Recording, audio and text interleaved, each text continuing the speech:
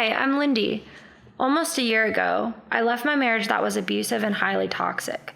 I've experienced many symptoms of narcissistic abuse and battered woman syndrome, such as feeling like everything was my fault, being highly confused about conversations due to gaslighting, and more. It wasn't until I listened to the stories of others who had experienced the same kind of abuse and neglect that I realized the reality of the abuse cycle that I was in, and I got out. I'm in the process of healing and retraining my brain after years and years of narcissistic abuse. Hearing others' wake-up calls and how they healed and are healing from their abuse has helped me in my journey so much. So I'm here to help share the stories of the voices that were unheard, ignored, and belittled, and share what has helped me and them heal from this kind of trauma.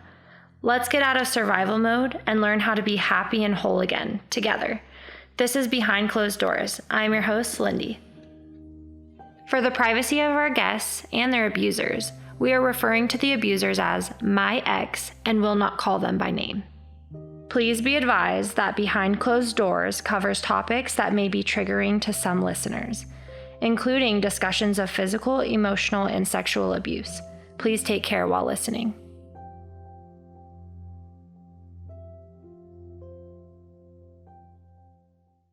So, and then while we were together, I remember this one fight. This was the first time I was scared of him. It was in the first house we were living in, and it was like 2 months before our wedding. Okay. Something set him off. I think it was a guy outside or something. So we go inside, we're having this argument. He starts like getting in my face, ends up punching the wall. And I was like, oh my gosh, like, was it the wall like right next to you? Kind of like a... No, it was just in the room. Okay. So we were in the bedroom fighting. He punched one of the walls, like just going wild. And then I go into the closet, and it was like a door that you could lock from the inside. Mm-hmm. So I locked the door, and I was just sitting there crying, and I was like, oh my gosh, like what did I get myself into? Mm-hmm. And he's outside the door, like banging on the door, screaming at me, like cursing at me, kicking the door, like literally throwing a tantrum like a 2-year-old, but like a grown man that's twice my size. Right. You know what I mean? Would he call you names? For sure, but not initially. Okay. Like most of the stuff that happened was after we got married.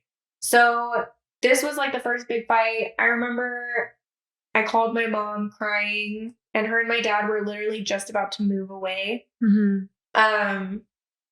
And I think they were moving like the next week or something. And she comes over with my dad. They're talking to me, and I'm like, they're like, what do you want us to do? Do you want to come home with us? What do you like? Whatever you want. And I was like, no, it's fine. Somehow for some reason, I went back inside, and my parents went home. And then they moved away like right after that. And then we had like less than like maybe a month and a half, and then we were getting married. And I remember my mom came back like a month later and was trying to like convince me like, hey, are you sure you want to do this? Because now they knew like something was wrong, but they didn't know the extent of it. They just knew that we had been arguing a lot at this point, and that was only for like a few months now. That we were just arguing a lot, and then I didn't tell them what had happened. I just told them like, he's just really jealous. And then I was like, in my head, I was thinking, oh, well, it's going to get better once we're married, because he'll know like I'm his. Right. I'm devoted to him. We're married. Like, that's a big commitment. Exactly. So I was like, okay, well, once we get married, things will be different. And I remember my parents specifically telling me things will get worse. When you get married, things get worse because they let it go. And I was like, thanks for the advice, but no thanks. Like, you don't know these things, and your parents are a lot wiser than you, but at the time you're like in love, and you're about to get married in a month and whatever. So then we ignored that. He actually calls my dad one night, because I called my dad and I asked him if he would marry us. Oh, nice. Because I don't remember why we chose him or what, but like even my ex was like, yeah, let's have him marry us. I was like, okay, cool. So I call him, ask him to marry us. He's like, I'm sorry, but I don't agree with this marriage, so I can't marry you. Really? And he like felt really bad, but yeah, he was just like, I'm sorry, I can't do it. Like, he was like, there's just something that doesn't seem right and I can't do it. It set my ex off so bad. He ends up calling him back, cursing him out, and telling him he wanted to fight him. No. My dad. Your dad would win. Duh. It was just so bad. I remember being mortified sitting there. Like, I felt like I was out of my body when that conversation was happening. And I was just like dumbfounded, I feel like is the word to use. I didn't know what to do, but I was just like my heart was beating so fast and I felt like I wasn't even like in my own mind or body at the time. And so a few weeks later go by, the wedding's coming up in a couple weeks, and I talked to my dad and he's like, am I even invited to the wedding? I was like, yeah. I was like, I don't care what he says. I was like, you're coming to the wedding. It's like, I don't want to get married unless you're there. Yeah, of without course. you know? Yeah. And he's like, okay, well, I guess I'll show up. I was like, well, I'm going to let him know that I won't marry him unless you're there. Aww. So basically, he was like, okay, whatever. So my dad came, he just didn't marry us. Gotcha. Question really quick. So other than the time where they came over after you were in the closet and he was banging, like at that point, had your parents voiced any of the problems or like they said they were concerned for sure. They were like, they didn't say, obviously nowadays, like red flags and green flags are like something you talk about all the time. Right. But at the time it wasn't. So basically they had said like, they were concerned and they were like, you don't have to do this. You can get out at any time. Like, you're not committed to him yet fully. Just because you're engaged doesn't mean you have to marry the person. Right. So they were trying, like, in their nicest parental way to be like, hey, maybe you shouldn't marry this guy. But, like, they knew they weren't going to be able to tell me what to do because, like you said earlier, I'm very strong-willed. And I'm also, like, a very loving person. So when I tell someone I love them, I mean it. And I'm going to, like, do everything I can to make that work. Right. I'm not just saying it to say it. And I'm not that kind of person to be like, yep, we're done, like drop you. Right. Unless someone cheats on me or gets physical with me, which I say that now, but at the time, obviously you get into situations where you just you've learned. Yeah. Yeah. Yeah. So the wedding happens. Everything goes great. We end up getting my stepson. And he was just like the best thing that ever happened to me. Yeah. So when we first started dating, a few months in, maybe like 2 or 3 months in, I get a text or a Facebook message from a girl in Tennessee saying, hey, I'm pregnant with your boyfriend's baby. And I was like, what? That's some Jerry Springer. Literally. And I was like, okay. So I bring it to him. He's like, no, she's crazy. He's like, we dated for a couple months. She said she was pregnant, but she was like screwing like 6 guys. Typical. Yeah. He was like, that is not my kid. There's no freaking way. That's why I sent her home. Like, whatever. So I was like, okay, well, you seem to be telling the truth. You trusted him. I trusted him. Right. Flash forward to 3 days. Right before we get right before we get engaged. Oh, okay. I'm at my cousin's wedding and I get pictures from her of the baby that's born. From the baby mama? Yes. So I get pictures. She sends me a bunch of pictures. Were you guys in communication? No, but she still had like my Facebook. Okay. So she sends them to me on Facebook. Okay. And I pull them up in the bathroom at this wedding and my mom and my sister are in there and I'm like, get in here. So we all are in a stall together, like looking at these pictures of this baby, this newborn baby. And we're like, no fucking way. That's his kid. Right. Like, without a doubt. No doubt in my mind. Right. We're looking at it and we're like, bro, like that is his child. Identical. Yeah. Like there's no saying that's not my kid. Like, bro, it's your clone. That if it's not your kid, it's you. Right. In baby form. Yeah. So anyway, it was just crazy. We were all like, my mom was just like, that's his baby. Like, she was Jerry's sperm donor. That is your baby. Yes. No, so we were all just like, crap. So then I go out and talk to him.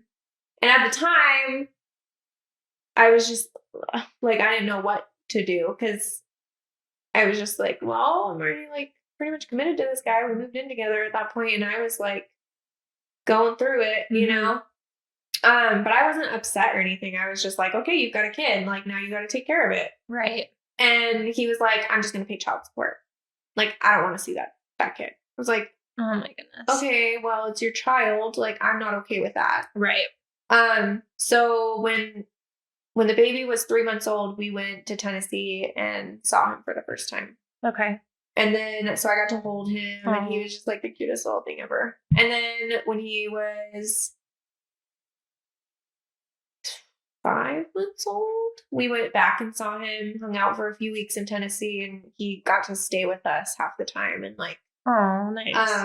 Yeah, it was really cool. So we got to like see kind of how it would be. And how was your ex, like as a father? Because I know that you are amazing at the beginning. He was amazing. He was just like the best dad ever, and that was part of the reason I was hooked too, because I got to see him with his son, and he was such a good dad at the time. Yeah. Well, he was only with him for like a couple hours the first meeting, and then a few days on and off the second time. Yeah. Like, we'd be with him for a couple days, and then we'd give him back to the mom, and then we'd have him for a few days, and then while we were there that second time. And then a couple months later, we get married, and we ask her if we can have him there for the wedding. So a few days before they fly in, we get him, we get married, and then she leaves, and he's with us. Because I think he asked her for like a couple weeks with him or something. So I was like, okay, like we get him for a couple weeks. It was exciting. We had just gotten married. We didn't have like a honeymoon or anything. So it was just like back to regular life after the wedding. And then, but we had a kid. Right, like into parenthood. A 7-month-old. Wow. Yeah. So, and it was awesome. But I was getting no sleep because it's a 7-month-old, and I was doing everything.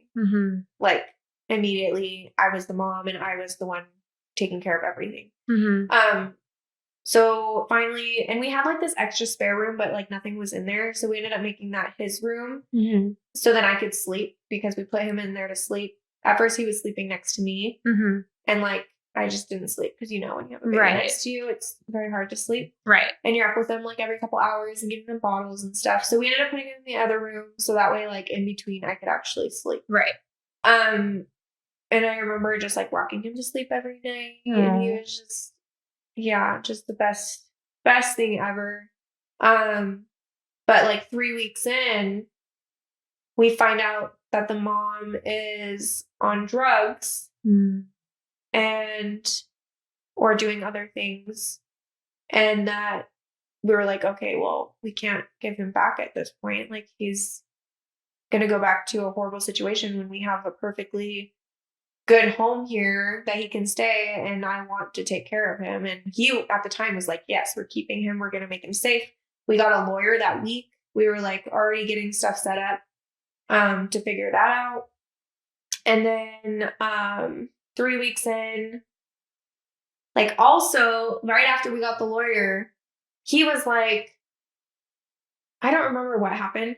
There was like one night where he didn't get sleep because of the baby. And he wakes up in the morning at like 6 a.m. and he's like, we're sending him back. What? Literally. I was like, okay, I haven't gotten sleep this entire time. Right. I'm the one up with him all night. You've just been getting woken up over there, but not doing anything. And he was like, yeah, he's got to go. Like, I'm over this. What? And so then we had a whole fight about that, because I was just like, what are you talking about? This is your kid. And he's not going back. Right. Like, he needs you guys. Exactly.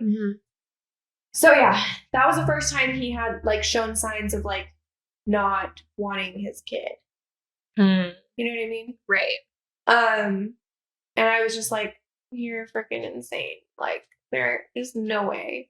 I was like, I will do it all if I have to, but we're not letting him go to like someone's house who's doing drugs, right? Or whatever. So that was just a few weeks into our marriage. And then he was like already like getting worse and worse at this point. It was like constant fighting. He was always screaming at me. When our baby wasn't sleeping or something, then he would be more irritable. He would wake me up like in the middle of the night just to like have an argument. Like, wow. And then some nights he wouldn't even let me sleep. He would literally argue with me all night. I'd be like, I need to go to bed. Like, I'm exhausted. I can't do this anymore. Right. And he's like, no, we're going to have this conversation. Like, you're going to stay up with me. And he would just like run you in circles. Until the point where like my brain wasn't even like working because I wasn't sleeping. I wasn't eating. I was taking care of a baby. And then I had him all day, all night arguing with me. Man. While I'm trying to take care of his child.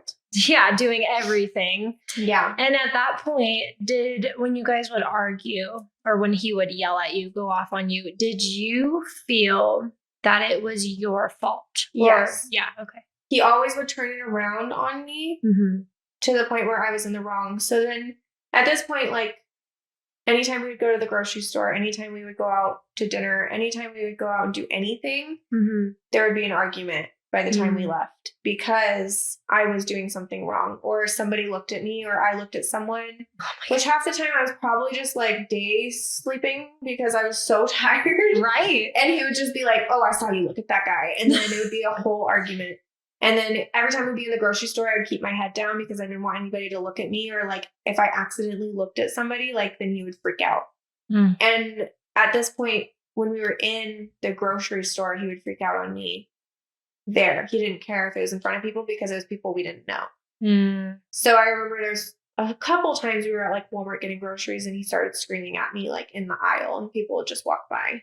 And like about looking at other people? Yeah. Or like someone, he'd be like, I saw some guy walk by and look at you. Like, you're obviously wearing too provocative of clothing. So then at this point, he started making me wear like literally men's clothes. I was wearing the same clothes and it was always matching him. So like the same shirt and the same sweats that he was wearing, I would have to wear. He would buy me the same shoes. He would buy me the same everything. So at this point, I was wearing baggy men's clothing every day, all day long. And if I wanted to wear jeans even, that was an issue. I couldn't wear leggings, so I had no leggings. I had no shorts. I wasn't allowed to wear certain underwear. Like he literally went to Victoria's Secret with me to pick out my underwear because he doesn't want my panty lines showing. Oh my goodness. So nothing could be too tight. I couldn't wear, like I had to wear a bra. And I remember at the time I was having like a lot of stomach issues. So wearing a bra was like pressing on part of my stomach that was hurting. So I didn't want to wear a bra. And he would be like, you're such a slut. You're not wearing a bra. So he starts calling you names. So then at this point, he's calling me names. I'm a bitch. I'm a hoe. I'm a slut. Yeah, pretty much initially. He's dressing right after we got married, all of this started. So it got a million times worse by the time we got married. You're mine now. Yeah. Right. So then he really showed who he was. And yeah, so he was literally dressing me every day, telling me what I could and couldn't wear. And then he was taking things out of my closet and throwing them away. And then, oh my gosh, he was like going through my jewelry. Like I had a bunch of jewelry from my grandma and he was like pawning it to go buy weed. What? Yeah. And if you ever called him out on any of his behavior, it would have been like a whole other argument. Yeah. That he would have spun like an option to be your fault. Yeah. Right. And he would go from like one moment being like, oh, you're such a good mom. You're like, you're amazing. And then literally the next day be like, I never want to have a daughter with you because she's going to turn out to be a slut just like you. Oh my gosh. Like, or you're the worst mother. Or like, don't even let him call you mom because you're not a mom. And I'm like. And you're doing all the work. Yeah. Like he was like he was for sure had to be bipolar because he was like back and forth every day. Jekyll and Hyde. And you just never knew like what you were going to get. So I just always stayed quiet, did what I had to do, made dinner, took care of the baby. He would go out and hang out with his friends and go smoke weed and go drink and go do all the things. He also drank a lot, which when he was drinking, he was a lot worse for sure. But he would hide it from me because he knew I'd be like, hey, like maybe you shouldn't drink because you do act a lot worse when you're drunk. Right. And I would try to say it in nice ways, and he didn't like that. So then he would start hiding it. And he would literally, like, I'd find, like, little shot bottle things. You know, like the little... Airplane. Yeah.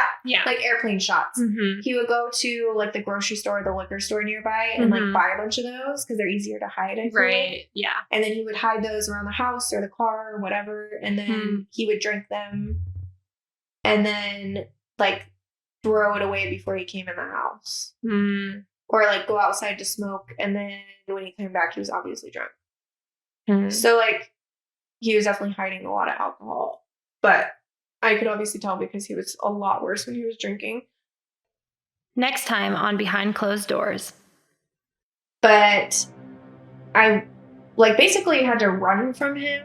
I don't remember what happened, but I ran. I got into the bathroom. There were, like, 2 doors to get into the bathroom. One from, like, the living room area, one from the room. And I had locked both the doors, and he was, like, hitting the door so hard, he ended up breaking it. Like, he broke the door down, and... The content shared on Behind Closed Doors is intended for informational purposes only. I am not a therapist, doctor, or licensed mental health professional. The stories and experiences shared by our guests are personal and unique to them. While I take precautions to validate the authenticity of the events discussed, please note that these are individual perspectives and may not reflect the experiences of others. If you or someone you know is in need of professional support, please seek help from a qualified therapist or medical professional. If you or someone you know is being abused, please call the National Domestic Violence Hotline at 1-800-799-7233.